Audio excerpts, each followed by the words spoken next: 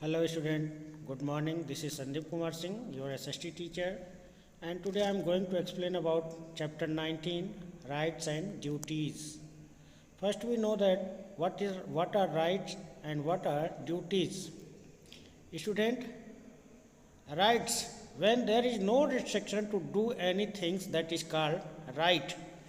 But in our activities there are some responsibilities, that is called duties. Okay, so let us start now. India gained its much awaited freedom from the British at the midnight of 15 August 1947.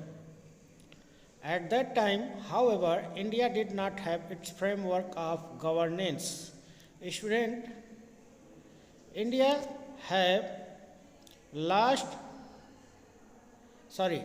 Bharat जो है बहुत समय तक अंग्रेज़ों का गुलाम रहा है, लेकिन इसको स्वतंत्रता मिली 15 अगस्त 1947, बहुत लंबे संघर्षों के बाद।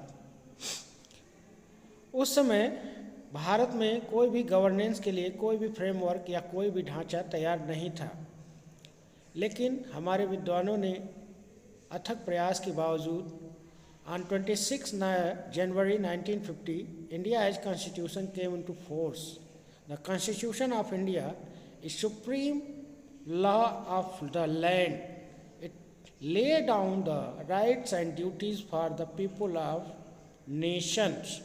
भारत का संविधान जो है भारत के लोगों के लिए है और यहाँ के लोगों के लिए राइट्स और ड्यूटीज़ के लिए प्रावधान किया हुआ है। We will now discuss fundamental rights and fundamental duties of the people of India.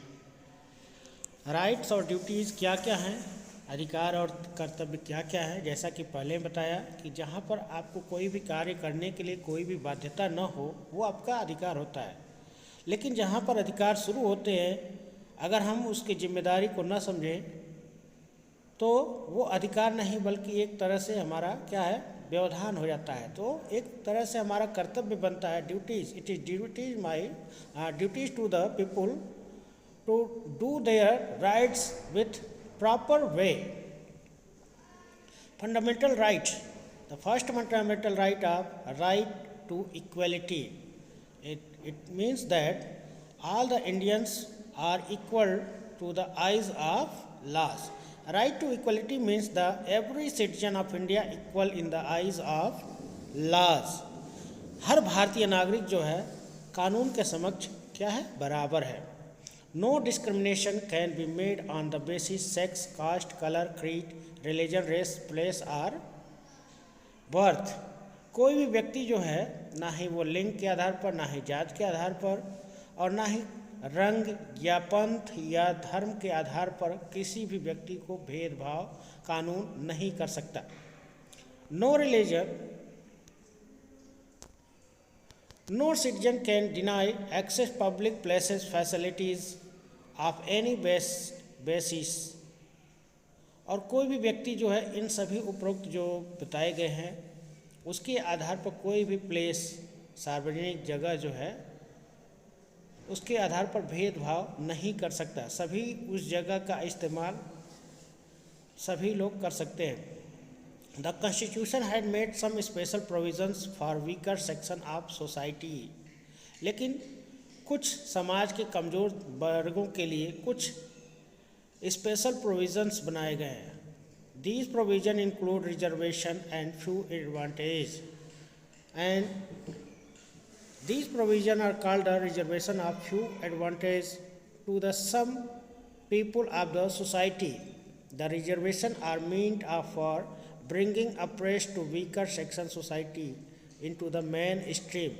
इनको रिजर्वेशन इसलिए दिया गया है कि ये जो समाज के पिछड़े लोग हैं ये मुख्य धारा में उठ करके शामिल होने का प्रयास करें, ताकि इनको आगे उत्थान के लिए मौका या अवसर दिया जाता रहा है। Reservation for getting admission into such school and colleges and government job as few examples. ये रिजर्वेशन या आरक्षण जो है भारत के नागरिकों को कहाँ कहाँ मिलता है, जैसे स्कूल में एडमिशन के लिए, सरकारी नौकरियों में या और अन्य सुविधाओं को उठाने के लिए ये इस तरह के रिजर्वेशन जो है दिए जाते हैं। Right to freedom of speech and expression. The constitution gives every citizen the right to express his her feeling and opinions without fear and prejudice, right to peacefully assemble without armed form, union or association, move freely anywhere in the country and live settle in any part of the country. It means that every citizen have right to freedom of speech and express. Every citizen had express of their feelings to people, and every citizen can be go and stay any part of the country without fear. Every citizen come with responsibility. We have the right to freedom speech and expression, but does not give us liberty to say bad things about people, unreasonable or abuse people. In that case, our right would become discomfort for the other. हालांकि हमको अधिकार मिला है कि हम अपनी बातों को रख सकते हैं बिना डर के, लेकिन अगर हम किसी को अभद्र भाषा का प्रयोग करते हैं बिना किसी कारण के, या कह लें कि हम अपने अधिकारों का हनन करते हैं, तो इससे हमें हमारे लिए ही नुकसान पहुंचेगा और दूसरे का भी नुकसान होगा। Right against exploitation. Every citizen of India have right to live without any form exploitation. It means that every citizen has no deny to of law. No individual, company or entire force any person work bonded laborer. Any company does not put any child labor below 14 year. Children below 40 year age cannot be employed in the form of industry. Our constitution gives them a right to education and protect them from any kind of exploitation. Next is the right to freedom of religion, धर्म की स्वतंत्रता। India is a secular country. It means India has no religion. It's no religion means Bharat का कोई अपना धर्म नहीं है। यहाँ पर जो भी धर्म है, कोई भी व्यक्ति जो है किसी भी धर्म को अपने अनुसार फॉलो कर सकता है और भारत उस सभी व्यक्तियों का सम्मान करेगा। भारत का संविधान उनका सभी सम्मान करेगा। There is no state religion. All Indians are free to follow the religion in of their choice. अपनी इच्छानुसार जो भी व्यक्ति जो भी धर्म, पंथ या किसी भी भावना को वो सम्मान कर सकते हैं। They can not be force to change accept any religion. कोई भी व्यक्ति ना ही इसको बदलने के लिए ना ही अपनाने के लिए इसको बाध्य कर सकता है। All religions are treated alike by government. सभी व्यक्ति जो है, सभी धर्म जो है समान रूप से सरकार द्वारा सम्मान दिया जाएगा। Cultural and educational right. India is a country man many religion, cultures, sect and communities have their own belief and tradition. The constitution provides for measures that would safeguard the right of the people, preserve their cultural identities and tradition. In the country, people also preserve their right and cultural beliefs with freely. The various religious and cultural groups of such as Muslims, Sikhs, Christian, etc. have right to set up educational institution, propagate their cultural values. Bharat में कुछ व्यक्तियों जैसे सिख, मुस्लिम, Christian आदि के लिए वो अपना school खोलने के लिए, अपने कल्चर को बढ़ावा देने के लिए स्कूल खोलने के लिए स्वतंत्र है। इसमें कोई भी भारत सरकार का कोई भी नागरिक इसमें हस्तक्षेप नहीं कर सकता है। नेक्स्ट इज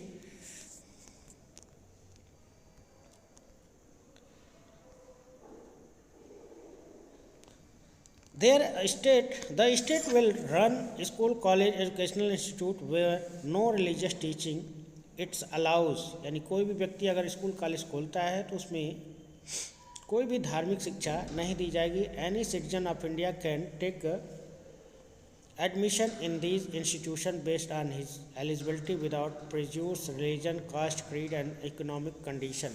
और सभी संस्थान चाहे वो कोई सरकारी हो या प्राइवेट संस्थान हो बिना भी किसी भेदभाव के, चाहे वो किसी धर्म से, जाति से, पंथ से या आर्थिक स्थिति में, उसका कोई भी भेदभाव नहीं कर सकता। Right to constitutional remedies. All Indian citizens are equal in the eyes of law. They have constitutional right to seek justice from the courts of India if their fundamental right are denied। अगर किसी व्यक्ति का अधिकारों का हनन होता है तो कोर्ट जो है सभी व्यक्तियों को समान रूप से देखेगा और सभी को समान रूप से न्याय देने का प्रयास करेगा। Fundamental rights are privilege enjoy the citizens of India during the national emergency. Fundamental rights केवल उसी समय सीमित कर दिए जाते हैं जब देश में इमरजेंसी यानी आपातकाल लागू होते हैं। President of India can suspend this rights temporarily. और अस्थायी रूप से इस सभी राइट्स को सस्पेंड किया जा सकता है, मतलब उस समय कोई भी राइट्स जो है काम नहीं करते हैं। Fundamental duties. The fundamental duties are obligation towards our nation and fellow citizens. Fundamental duties जो है कुछ ऐसे वर्ड्स होते हैं जो हमारे देश के लिए, देश के नागरिकों को फॉलो करना पड़ता है। In order to enjoy the right freely we need perform fundamental duties. हमें अपने राइट को, अपने अधिकारों को पालन करने के लिए हमें कुछ फंडामेंटल ड्यूटीज़ भी करना चाहिए, जैसे कि we must obey constitution and respect our national flag and national anthem. जब भी कहीं राष्ट्रगान होता है या राष्ट्रीय ध्वज फहराया जाता है तो हमें अपने इनका सम्मान करना चाहिए, साथ ही साथ संविधान का भी सम्मान करना चाहिए या संविधान के कानूनों का पालन करना चाहिए। It is our duties to serve our country in the hour of need. यानी जब भी ज़रूरत हो देश की सेवा के लिए हमें स्वयं तत्पर होना चाहिए। It is our duty to follow basic principle laid down in the constitution. जो भी सिद्धांत या जो भी लॉ कानून में दिए गए हैं, कॉन्स्टिट्यूशन में दिए गए हैं, उसका पालन करना चाहिए।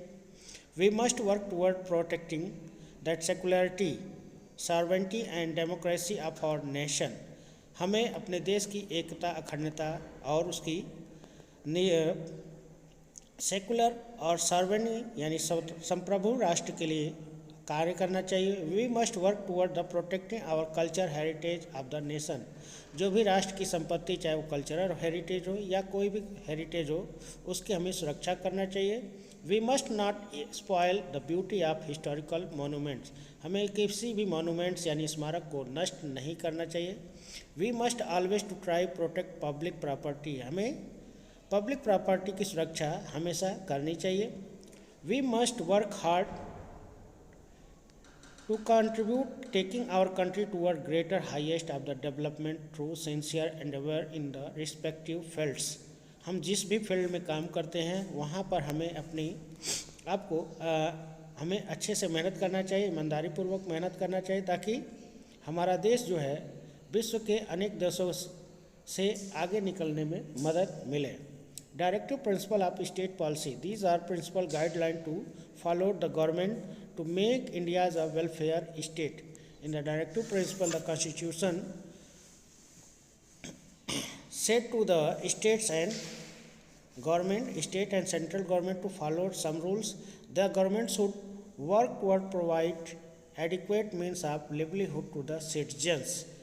गवर्नमेंट को ये आदेश दिया जाता है कि सभी नागरिकों के लिए, उनके रहने के लिए, उनके व्यवस्थाई रहने के लिए, उनकी सुविधाओं को ध्यान रखते हुए जो भी मूलभूत आवश्यकताएं हैं उनको पूरा करने का प्रयास करें।